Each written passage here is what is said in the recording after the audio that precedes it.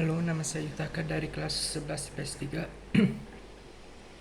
Saya akan menjelaskan tentang kedatangan bangsa Eropa ke Nusantara. Pertama-tama, bangsa Eropa yang pertama datang ke Indonesia adalah bangsa Portugis. Habis itu Inggris dan Belanda.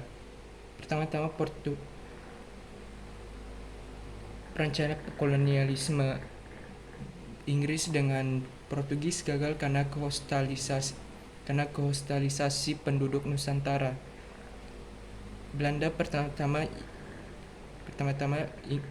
memiliki Belanda adalah yang paling sukses dalam mengkolonisasi Nusantara.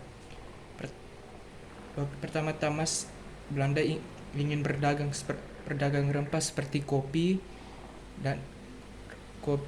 gula dan rempah-rempah. Setelah itu mereka karena mereka ingin berencana menumbuhkan kopi di Nusantara karena iklim tropis untuk memecahkan monopoli kopi di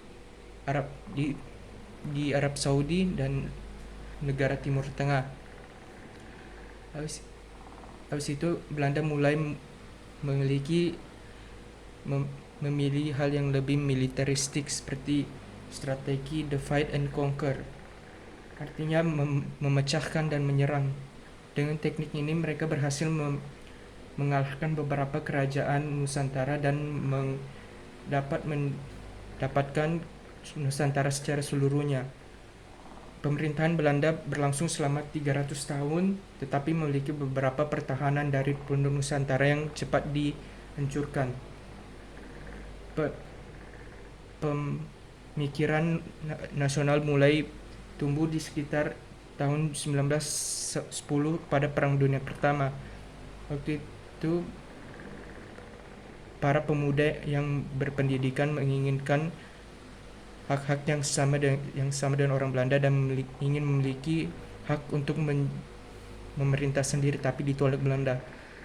Saat Perang Dunia Kedua, Jepang mengusir Belanda dari Indonesia, dan itu menjadi akhir pemerintahan Belanda di Indonesia.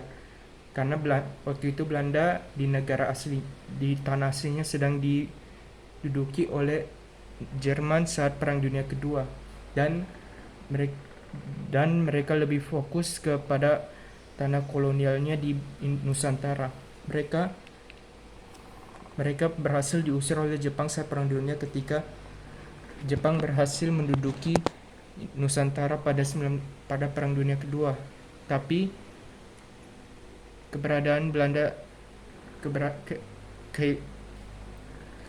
tidak ingin menghilangkan kolonialnya yang menghasilkan banyak sumber daya dan uang. Saat itu, setelah Perang Dunia Kedua, Belanda mengirimkan tentara untuk mengklaim kembali Nusantara tapi gagal, sehingga mereka terpaksa mengakui kemerdekaan Indonesia.